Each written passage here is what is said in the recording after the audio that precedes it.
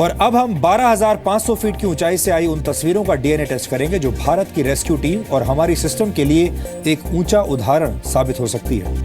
आप इसे जमीन से 4 किलोमीटर की ऊंचाई पर की गई वो एयर सर्जरी भी कह सकते हैं, जिसकी मदद से 110 लोगों को दोबारा जिंदगी मिली और इससे हमारा देश बहुत कुछ सीख सकता है। 8 सितंबर को यूरोप के सबसे ऊंचे पर्वतों में से एक मॉ ब्लां में चलने वाली केबल कार्स में 110 लोग फंस गए थे।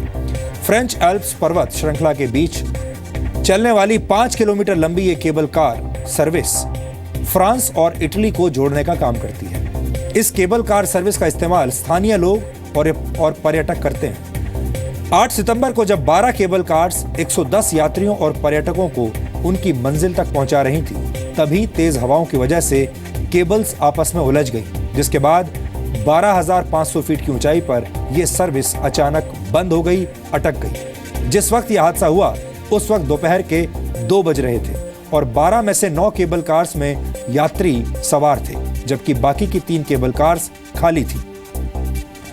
मॉ ब्लां पर्वत पर 12,500 फीट की ऊंचाई पर फंसी इन केबल कार्स में ब्रिटेन, फ्रांस, इटली और कोरिया के पर्यटक शामिल थे। इन लोगों को बचाने के लिए फौरन एक रेस्क्यू ऑपरेशन चलाया गया। आधे घंटे में रेस्क्यू टीमें मौके पर पहुंच गई और शाम 5:30 बजे तक 65 लोगों को हेलीकॉप्टर के जरिए बचा लिया गया था, जबकि 12 लोगों को रस्सी के सहारे नीचे उतारा गया। लेकिन 33 लोग अब भी इन केबल कार्स में फंसे हुए थे। अंधेरा हो जाने की वजह से ये रेस्क्यू ऑपरेशन बीच में ही रोकना पड़ा। लेकिन आपको जानकर हैरानी होगी कि रेस्क्यू करने वाली टीमों ने इन लोगों को अकेले नहीं छोड़ा, बल्कि हर केबल कार में बचाव कर्मी खुद सवार हो गए। इन बचाव कर्मियों के पास कंबल और खाने पीने की चीजें मौजूद थी। नियमों के मुताबिक केबल कार्स में पहले से ही इमरजेंसी ब्लैंकेट और फूड बार मौजूद थे, ताकि जरूरत पड़ने पर लोग इनका इस्तेमाल कर पाए। यूरोप का सबसे ऊंचा पर्वत होने की वजह से रात में ठंड काफी बढ़ गई थी। वक्त काटने के लिए केबल कार्स में सवार लोगों ने आपस में गेम्स खेलने भी शुरू कर दिए, लेकिन फिर भी ज्यादा ऊंचाई और ठंड की वजह से कई लोग बहुत घबराए हुए थे और कोरिया से आए यात्री तो रो भी रहे थे। लेकिन किसी ने भी हिम्मत नहीं हारी और बचाव कर्मी लोगों का हौसला बढ़ाते रहे। इसके बाद शुक्रवार सुबह 6:30 पर केबल कार्स में फंसे बाकी के 33 लोगों को भी सही सलामत बचा लिया गया। केबल कार्स का संचालन करने वाली कंपनी ने इस दुर्घटना की जांच शुरू कर दी है। जमीन से करीब 4 किलोमीटर ऊपर चलाए गए इस रेस्क्यू ऑपरेशन में स्विट्जरलैंड, फ्रांस और इटली की टीमें शामिल थीं।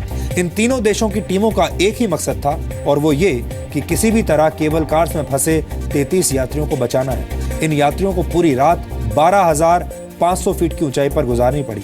आपको बता दें कि जिस जगह पर ये यात्री फंसे हुए थे वहां रात के वक्त तापमान -13 डिग्री तक चला जाता है, लेकिन इतने मुश्किल हालात में फंसे यात्रियों को भी सही सलामत बचा लिया गया। किसी को कोई खरोंच तक नहीं आई। पूरी दुनिया में इस रेस्क्यू ऑपरेशन की तारीफ हो रही है। यहाँ पर केबल कार्स में फंसे लोगों की भी तारीफ करनी होगी, जिन्होंने अपना संयम बनाए रखा, पूरी रात एक दूसरे का हौसला बढ़ाते रहे। हजारों फीट की ऊंचाई पर जो यात्री फंसे थे उनमें बच्चे, महिलाएं और बुजुर्ग भी शामिल थे, लेकिन किसी ने भी जल्दबाजी में कोई गलत कदम नहीं उठाया। ये रेस्क्यू मिशन भारत जैसे देशों के लिए सबक है, जहां हादसा हो जाने पर ज्यादातर जानें भगदड़ में चली जाती हैं या फिर बचाव कार्य में देरी की वजह से लोगों की जान चली जाती है। आपने अक्सर देखा होगा कि भारत में इस तरह का कोई हादसा हो जाने पर अलग अलग विभाग मिलकर एक दिशा में कार्रवाई नहीं कर पाते, क्योंकि उनके बीच कंफ्यूजन की स्थिति हमेशा बनी रहती है। जबकि इस दुर्घटना में फंसे यात्रियों को बचाने में 3 अलग अलग देशों की टीमें जुटी थी। एक ही देश नहीं, 3 अलग अलग देशों की टीमें थीं। फिर भी किसी को कोई कंफ्यूजन नहीं हुआ। हमने 2 देशों के बीच 12,000 फीट से ज्यादा की ऊंचाई पर फंसे लोगों की जान बचाने वाले इस रेस्क्यू मिशन का एक डीएनए टेस्ट आज किया है, जिसे आपको आज जरूर देखना चाहिए और इससे सीखना भी चाहिए।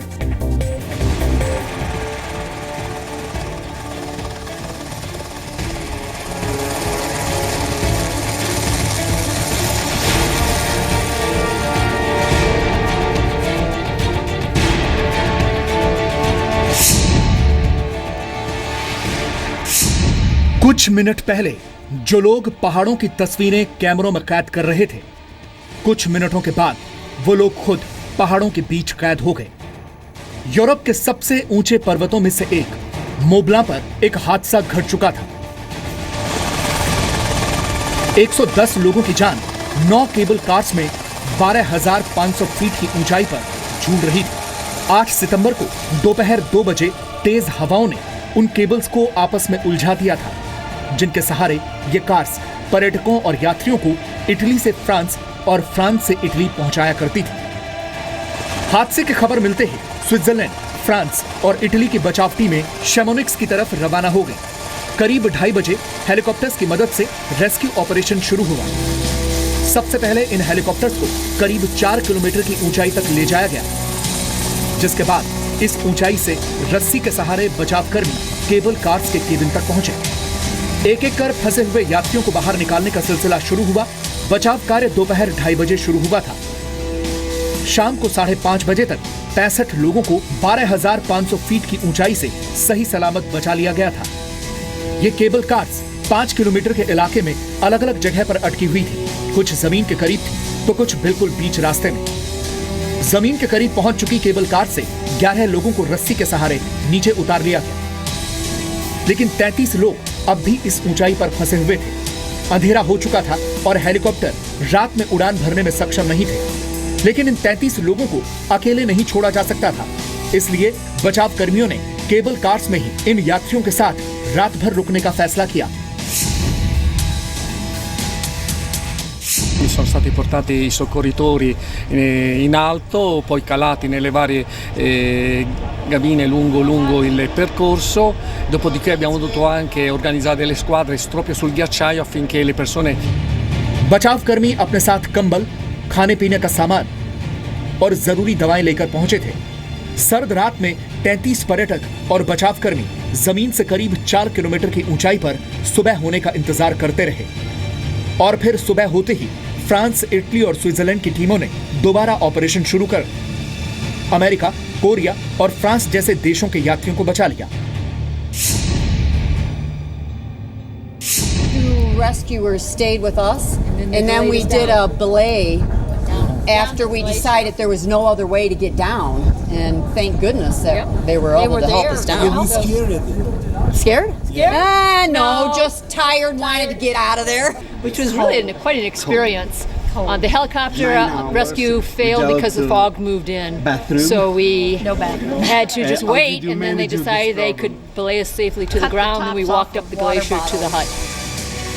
इस इलाके में ये केबल कार सर्विस 1955 से लोगों को मोबलां घाटी की सैर करा रही है। यहाँ पर्वतारोही और पर्यटक यूरोप के सबसे ऊंचे ग्लेशियर के खूबसूरत नजारों को देखने के लिए पहुंचते हैं।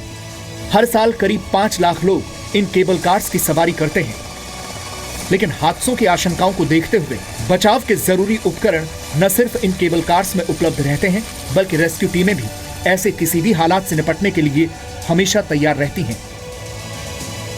ब्यूरो रिपोर्ट, जी मीडिया।